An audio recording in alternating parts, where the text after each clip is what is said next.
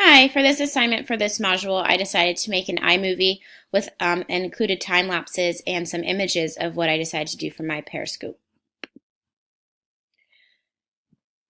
So for this assignment, I had some leftover renovation materials from redoing my house, and I decided to dig through some of those and pick out what I thought would be the best. So I picked out a very large box that flooring or blinds came in. It was about 4 feet long, and I thought I would cut it and try to create a long tube and then add some 45-degree angles on the end with mirrors.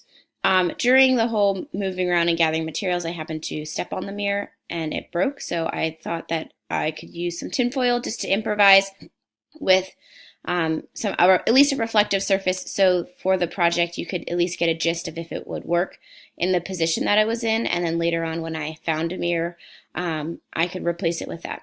So my first round results were not very successful. The Periscope was about 4 feet high, and it was hard to handle and hard to see out of. Also, I did some research, and it just so happens that the longer the Periscope is, the harder it is to see. So I decided that I was going to cut it down and use some more cardboard and create more of the example of what was on Schoology, using those directions with the boxes and the mirrors that way. That was not successful as well. So I went into round 3 and decided to use some paper towel rolls and a leftover wrapping paper roll and make it more in a tube shape. And this was a little bit more successful. It was easier to handle. It wasn't as bulky in the end. So this is going to be my final result. I did cut the wrapping paper tube and the paper towel roll to create something like this.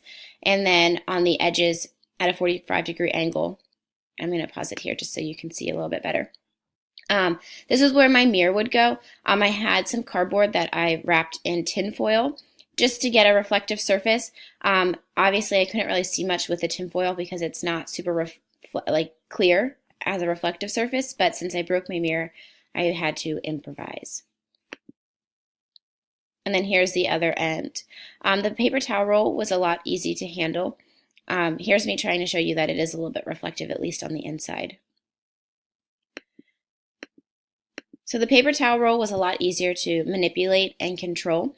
As far as materials and resources, the boxes were probably a little bit better of an idea, but it was just bigger and harder for me to hold, so I decided to go with that.